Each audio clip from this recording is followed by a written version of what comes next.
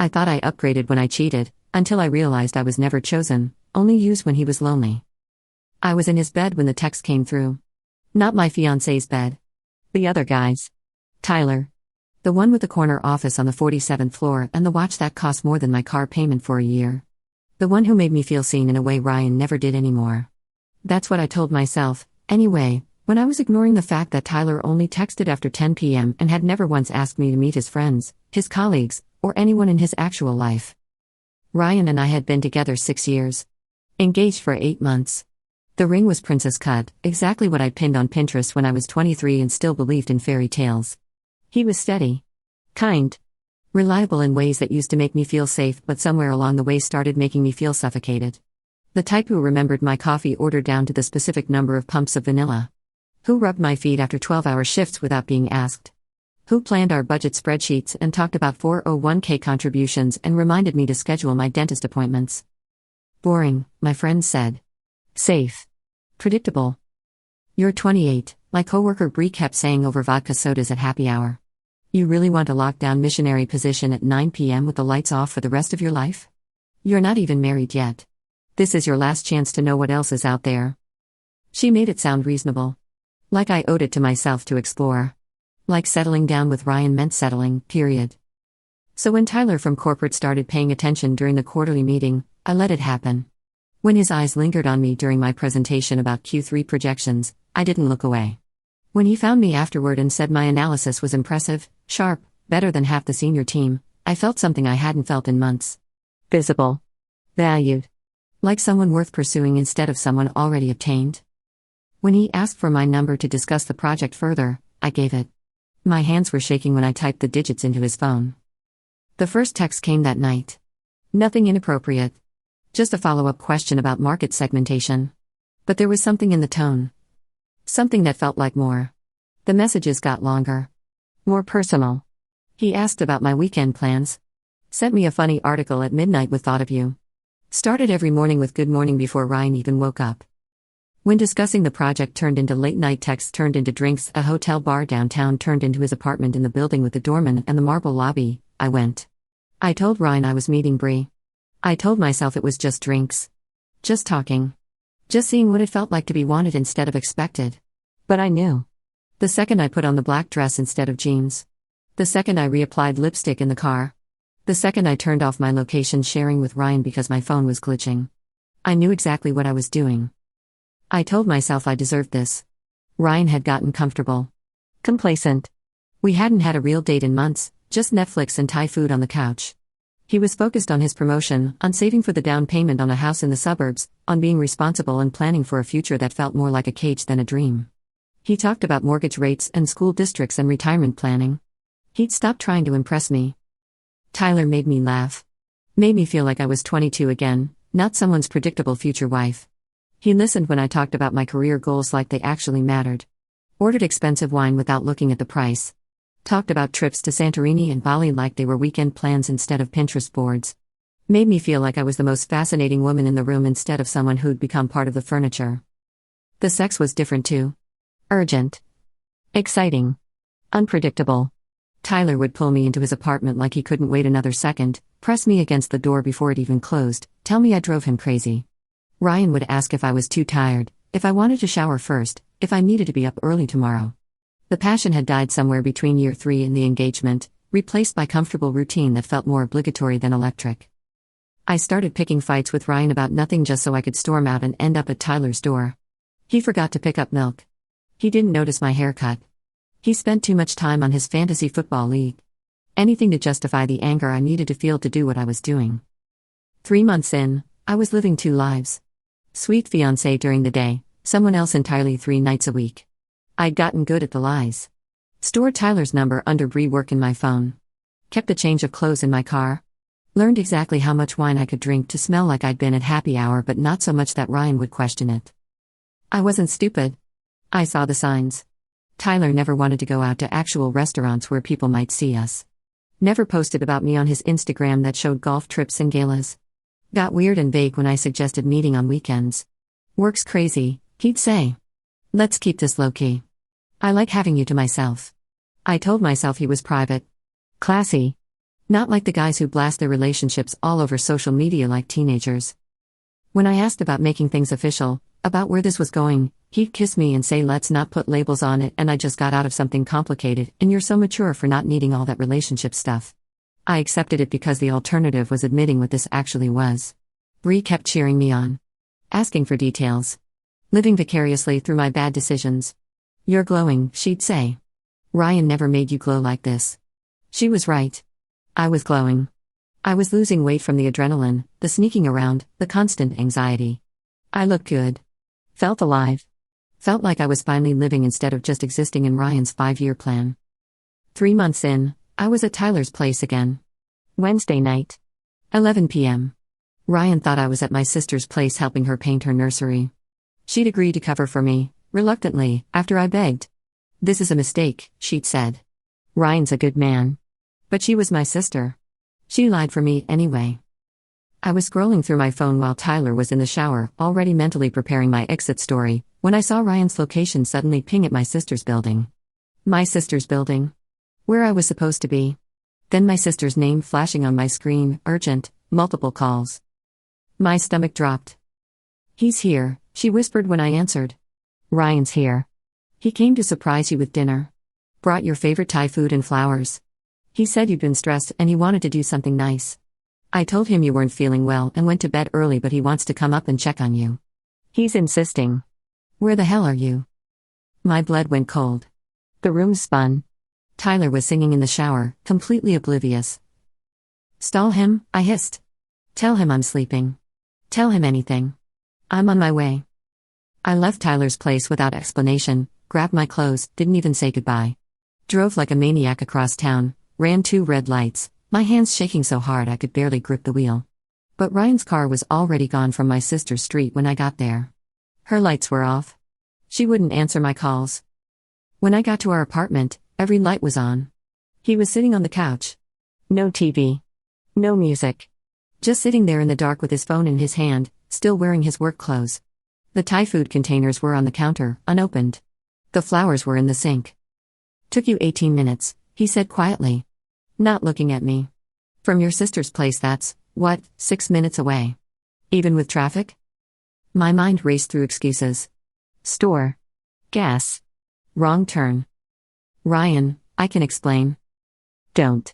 His voice wasn't angry. That would have been better. Anger I could work with. This was flat.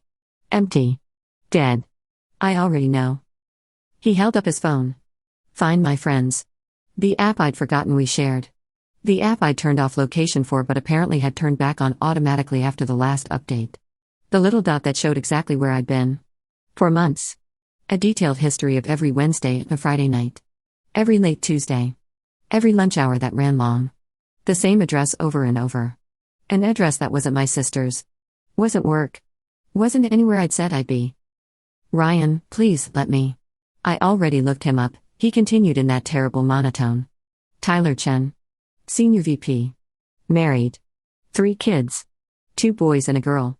Ages 8, 6, and 3. The words hit me like a physical blow. Married. The room tilted.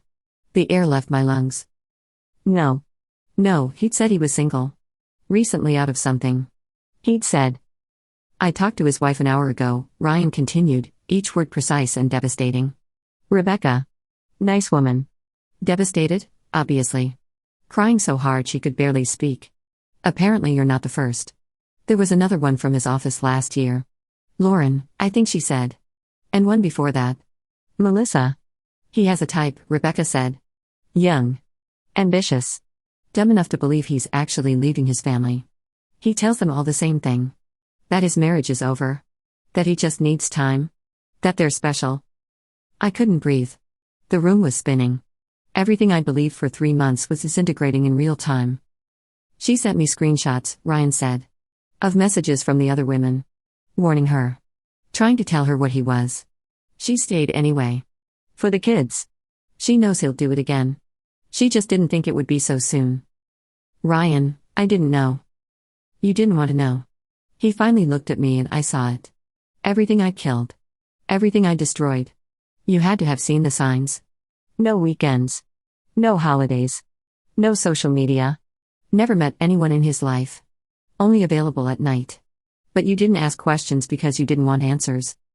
He was right. God, he was right. He stood up. There were 2 suitcases by the door I hadn't noticed. His clothes. His toiletries. The framed photo of us from our trip to Colorado, face down. I'm done, he said. The ring's on the counter. I called my lawyer this afternoon. We can split the lease buyout however you want, but I'm out by Friday. I already found a place. We can fix this, I begged, hearing how pathetic I sounded at not caring.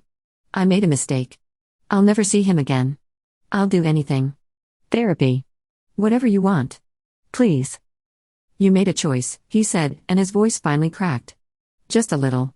Enough to show me the pain underneath. Every time you lied to my face. Every time you kissed me goodbye and drove to his place. Every time you let me make plans for our future while you were fucking him. You chose. Every single time. I love you, I sobbed. I love you. Please don't leave. You don't cheat on people you love. He picked up his suitcases. You just don't. And now I'm choosing. I'm choosing myself. I'm choosing someone who will actually want the life I'm offering instead of throwing it away for someone who is never going to choose her. Ryan, please. I hope it was worth it, he said. And then he walked out. Didn't slam the door. Just closed it with this terrible, final click. I stood there for an hour. Maybe more. Just staring at the closed door. At the ring on the counter. At the flowers dying in the sink. I called Tyler 17 times that night. Every call went to voicemail. Texted him everything. That his wife knew. That my fiancé knew. That everything was falling apart and I needed him. Finally got a text at 3 a.m. My wife knows. Don't contact me again. This was a mistake. I'm blocking you. A mistake. 3 months of my life. 6 years with Ryan thrown away. Our future. Our home. Everything. For a mistake. For a man who called me a mistake and blocked me before sunrise. Part 2. Tyler blocked me on everything within 24 hours. Phone. Instagram. LinkedIn. Email bounced back. When I showed up at his office building on Thursday, security stopped me in the lobby. Apparently I'd been flagged. His assistant came down instead of letting me up, looked at me like I was something stuck to her shoe, and told me Mr. Chen had made it very clear I was not to contact him. He's married, she said, loud enough for the security guard to hear. Loud enough for the people waiting in the lobby to turn and stare. He has a family. Leave him alone. I stood there in the marble lobby where I'd felt so sophisticated just days before and felt every eye on me. Home wrecker. That's what they saw. That's what I was. Ryan moved out that Friday morning like he said he would. 9 a.m. exactly. I'd barely slept, had rehearsed everything I wanted to say, but when he arrived with his brother and his best friend Mike to help load boxes, he didn't even look at me. Communicated everything through them. Ryan wants to know if you're keeping the coffee maker. Ryan says he'll take his half of the furniture next week. Ryan needs you to sign this. I tried to talk to him directly. He put in earbuds. Physically turned his back when I approached. When I touched his arm, he flinched like I'd burned him. Mike, who'd been in our wedding party, who I'd known for 4 years, looked at me with pure disgust. I told him you weren't good enough for him, he said while loading Ryan's desk. Glad he finally sees it. They were gone in 2 hours. The apartment looked gutted. Half empty. Haunted. Our pictures were gone from the walls, leaving lighter squares on the paint. His side of the closet was empty. His toothbrush gone from the holder. The bathroom shelf where his cologne used to sit was bare. I found a note on the kitchen counter later, in his handwriting. Just one line, I really thought you were different. I called his phone 30 times that day. Every call went to voicemail. Texted him novels. Apologies. Explanations. Begging. Everything went unread. He'd blocked me too. When I tried to show up at his new apartment the next week, his brother answered the door. He doesn't want to see you, he said. If you come back, he'll file for a restraining order. He's serious. His friends, our friends, the people we'd spent weekends with for years, stopped answering my calls. Group chats I was in went silent, then I realized I'd been removed.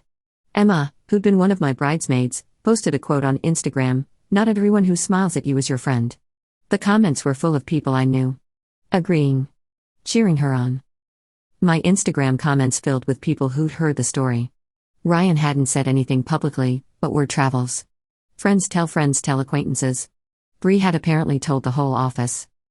Home wrecker. Hope it was worth it. Imagine throwing away someone like Ryan for a married man at LOL. You deserve everything coming to you. I made my account private, but the damage was done. My follower count dropped by half in a week. People I barely knew were unfollowing me. Making a statement. 3. The coworker who'd encouraged this whole thing, who'd pushed me to explore my options and live a little, suddenly got distant when I tried to talk to her about what happened. I didn't tell you to blow up your life, she said over coffee, not quite meeting my eyes. I said flirt, have fun, not fuck a married man and destroy your engagement. That's on you. You said Ryan was boring, I reminded her. You said I deserved better. Better doesn't mean married, Jesus. She looked around the coffee shop like she was embarrassed to be seen with me. Look, I can't be associated with this. HR is already sniffing around because of Tyler.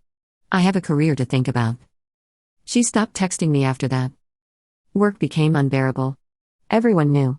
Tyler's wife Rebecca had called HR with everything. Emails. Messages. A full timeline. I wasn't fired, they couldn't prove I'd done anything illegal, but I might as well have been. The looks. The whispers that stopped when I walked into a room. Meetings I wasn't invited to anymore. My boss started ceasing everything, creating paper trails, clearly building a case to push me out. I requested a transfer to another department. Got denied. Not a good fit right now. Started job hunting, but my reputation had somehow leaked into the industry. This field is small. Everyone knows everyone. Word travels fast. 3 interviews where things were going well until they weren't. Until the energy shifted. Until I could tell they'd made calls. Done research. Found out who I was and what I'd done. We'll be in touch. They never were. My sister let me cry on her couch, but even she couldn't hide the disappointment. The judgment. Ryan was good to you, she said, holding her pregnant belly while I sobbed into her throw pillows. He would have given you everything? A home. A family. Stability. And you threw it away for what? A guy who was never going to leave his wife? I didn't know he was married, I said for the 100th time. You didn't ask, she corrected. Because you didn't want to know.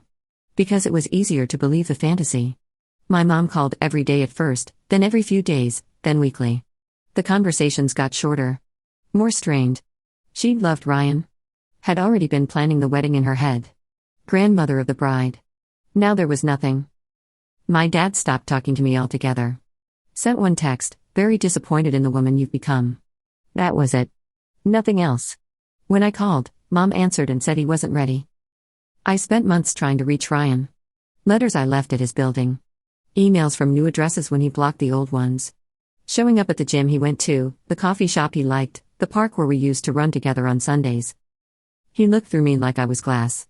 Like I didn't exist. Once, when I tried to approach him at the grocery store, he turned his cart around and walked out, leaving his half-full basket in the middle of the aisle. I sent flowers to his office. They were returned.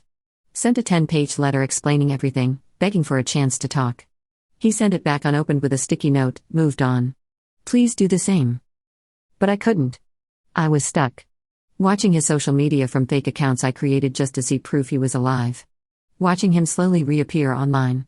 First just him. Then him with friends. Then him with a woman. Her name was Sophie. Brunette. Pretty in a natural way that didn't require effort. Smiling in his photos. His hand on her back in that protective way he used to touch me. At restaurants. At parties. At his friend's wedding where I would have been his plus one.